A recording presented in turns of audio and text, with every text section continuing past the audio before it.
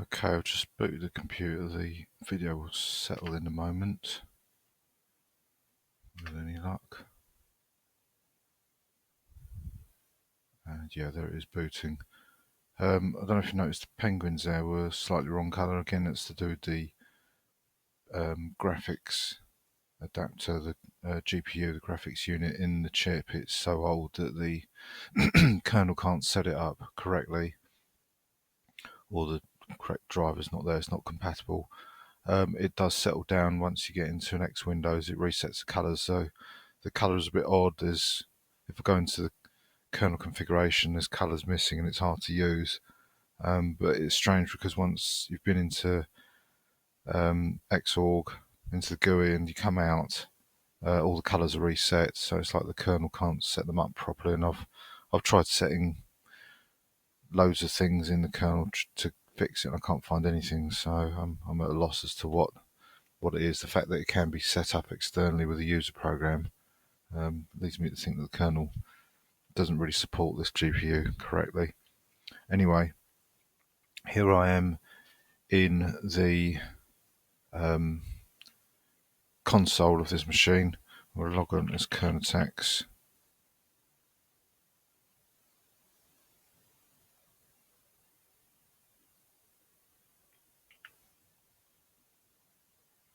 So here I am at this machine, this console. I'm going to log in as Kernotex.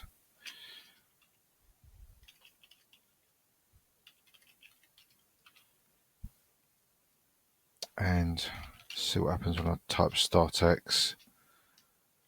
And as I suspected, the graphics aren't working. Oh, it has done. Oh, right, okay. So it does work without that old driver then. It took so long then to load up, I thought it was broken. But clearly it does work.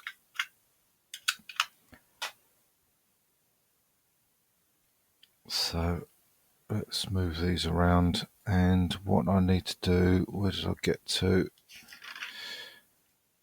Right, yeah, I need to install Steam, don't I? So I'm going to get a browser up in this window here and point it at my local server. In fact, I'll do it here so that I don't log out accidentally, because this is the login screen. Let's just resize that so it fits on the screen. It's quite long. Not sure what the screen size is here.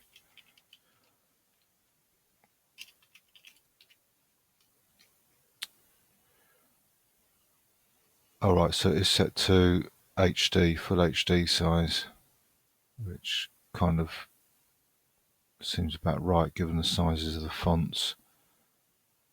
Now, when I was doing the GLFS on MLFS, the font resize didn't work for some reason. I don't know why. Let's see if it works now. Yeah, it does. So it must have been something I misconfigured or didn't type in correctly. So let's make that. That's a bit too big, I think. I must have done something wrong to cause that to not work. Maybe I've even forgot to install the fonts, something like that. That couldn't find them because it seems to grey out each option. But not to worry because it's working here. That's the main thing.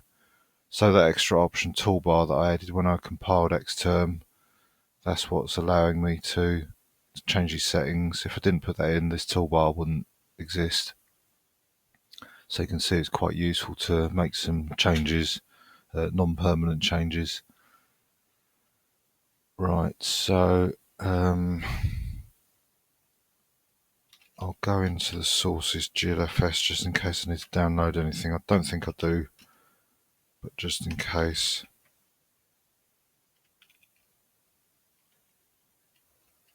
I can't remember if it's capitals or not. Capitals. Interestingly, when the background's dark, because it's reverse video, Lynx does the opposite of what the terminal is, so it's light in Lynx. Actually, if I reverse this, we should get the darkness back, that's a bit better on the eyes. Okay, so I'll make this screen a bit bigger, this terminal, and just get it to fit in the window.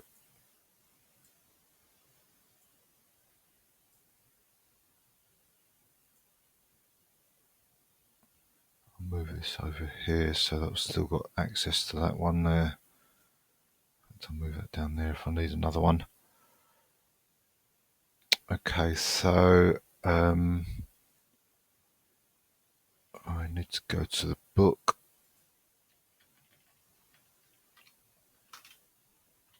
And I need to go to Steam, which is this here. So I've installed XDG and libGPG. It was just a matter of installing Steam, and I checked the namespaces support, so that should all be okay. Yep, user NS, and there it's set now after I spent 2.5 hours, 3 hours recompiling the kernel just for that one option. So I'll extract Steam.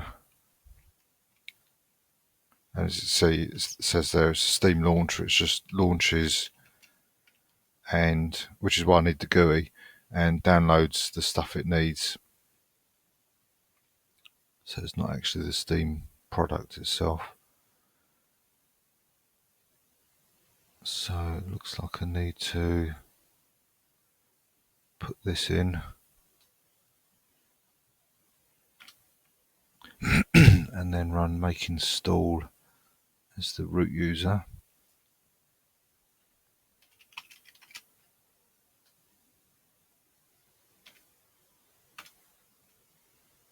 That's done, and looks like I move some files around.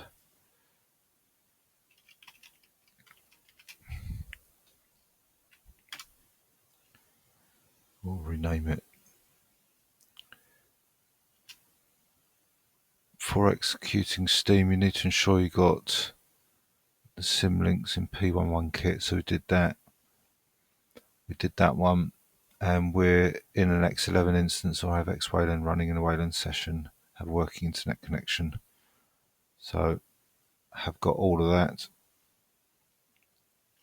So really it's just a case of running Steam and to let it install itself.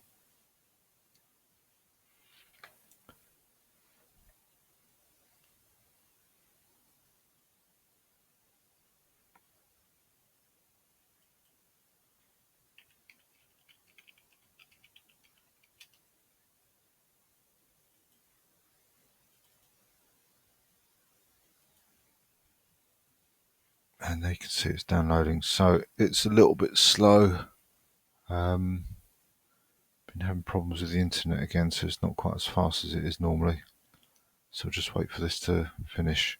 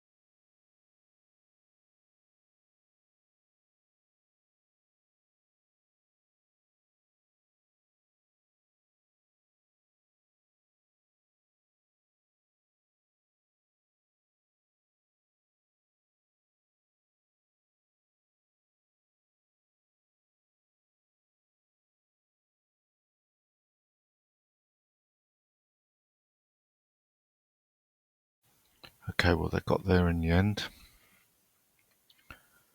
Now, whether it's something I did when I was testing this, I don't think this Steam worked. It seemed to be looking for 64-bit libraries when it was, I think it was when it was either installing or when you tried to run it. So we'll see how we go this time, see if we get the same error or not.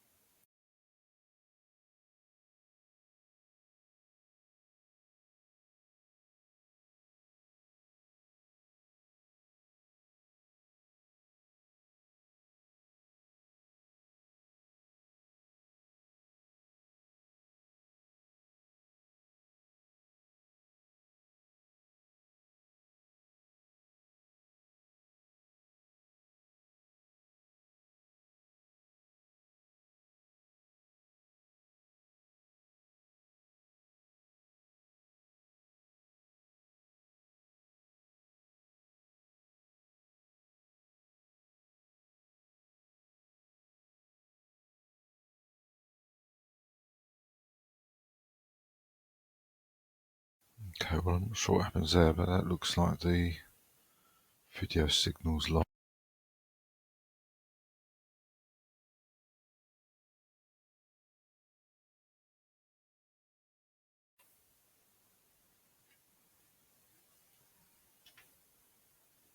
Yeah, it looks like it's lost the video signal, and yet it's still going. So I'll just wait to see if this comes back or not.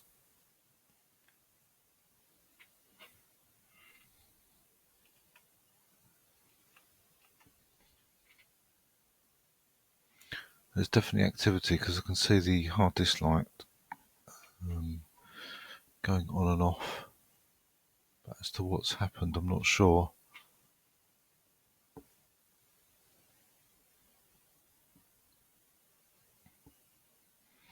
What I'll do is I'll access the machine remotely and just verify that something is still working.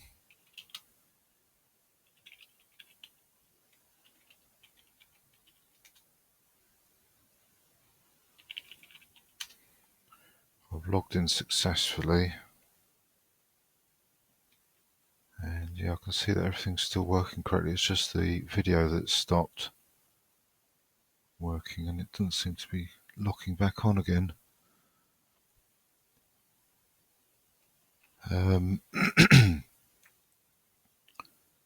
So yeah, the launcher's still working.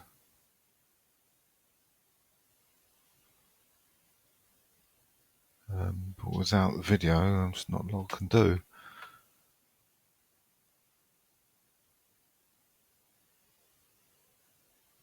Oh, it's come back. Okay. Right, so yeah, this is the error I was getting before. So it's clearly not compatible with a 32-bit system. There is 64-bit code in this binary file that gets downloaded. I tried each one of these previously and nothing worked. Let's just scroll back here, see if I can see the, yeah, you can see it's looking for 64 bits.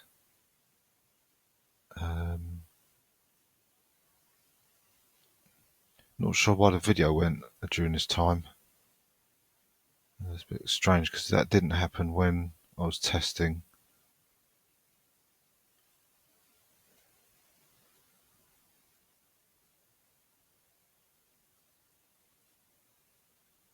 Yeah, there it is there. It's trying to execute, although it's 32-bit there, it's jumping out of the 32-bit directory, going back up one into the 64-bit, and then it's trying to execute that, and because obviously 64-bit is not available on this machine, that's why it's failing.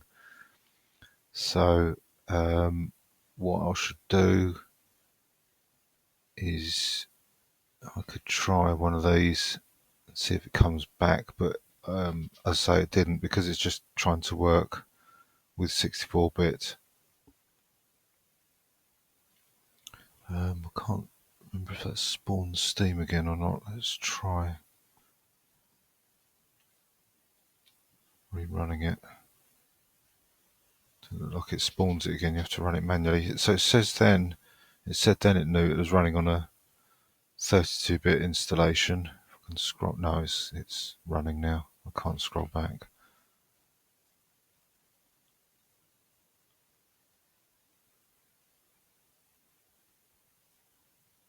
Yeah, you can see that it's testing for 64-bit operating system, and then again, it's going from the 32-bit directory into the 64-bit. So whether it's some configuration to tell it that it really is on a 32-bit, or whether it's just not possible, I don't know. So it's not possible to run Steam at the moment, as I can see, on a 32-bit machine. So I can't show that any further, unfortunately. So let's. Oh, I did run that as root. I wonder if that would have been a problem. I don't think so. I'm sure. I'm sure that wasn't a problem previously. So I shut that down by accident, unfortunately.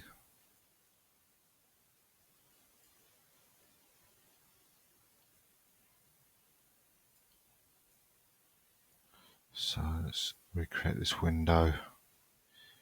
And oh no, it wasn't root. Sorry, no. It's because I came out of. What did I do?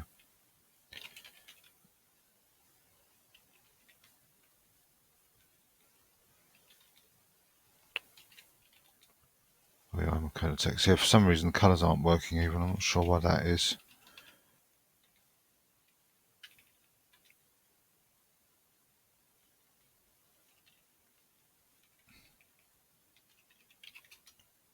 That's better.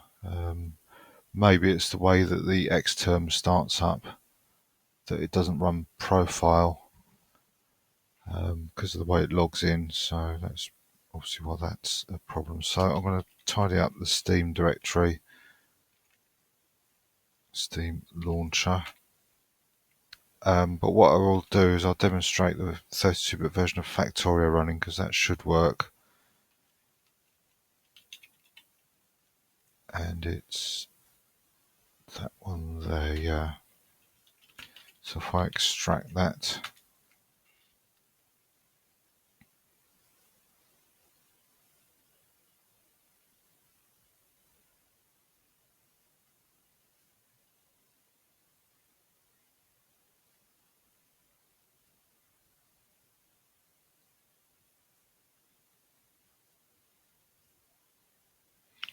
okay, change into the Factorio directory. There's a bin directory there with an i386 directory, just a single binary to run. And you can see there's a window popped up there, and it should start drawing stuff here. There it is running. I'm not sure if I'll be able to make this bigger or not. Let's try it.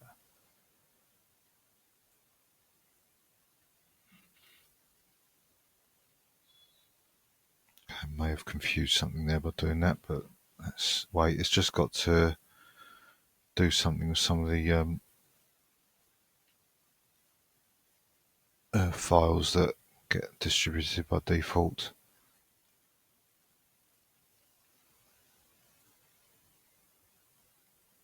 So it only does this the first time. The installation is a little bit faster. The subsequent executions. Yes, it's just creating, looks like bitmaps at different sizes.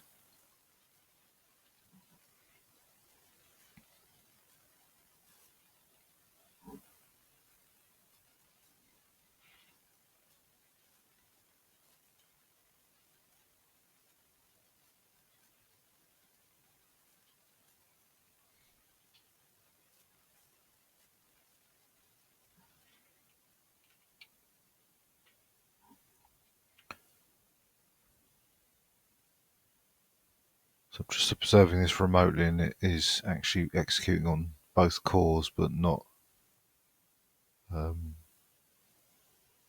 utilizing them fully. Okay, yep, there it is. So it's warning us that the 32-bit version has been deprecated, meaning there's 64-bit only after version 0.15. Audio error, clearly the audio is not working, but that's not a problem.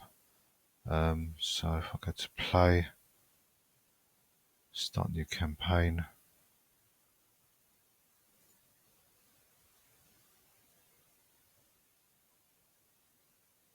Yeah, it's a little bit slow, obviously because it's on a 32-bit machine. But the point is it's running. All the files that have been installed to play games are working. And that's the key thing. Let's see if we can run around here. Yeah, it's just too sluggish to play actually. Well, given that it's a 20-year-old machine, it's perhaps not surprising. But yeah, the point is it's working, so that's the main thing.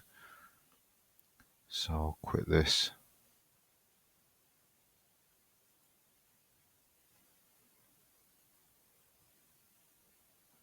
And what I'll do, I'll reboot back into the remote machine and carry on with installing Wine.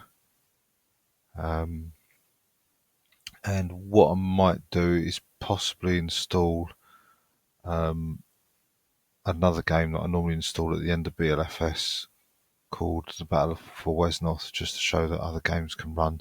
That's a free open source software game, rather than just a binary program, a commercial program such as Factorio. But for now, I'm going to close this video here and, as I say, reboot back into the remote machine.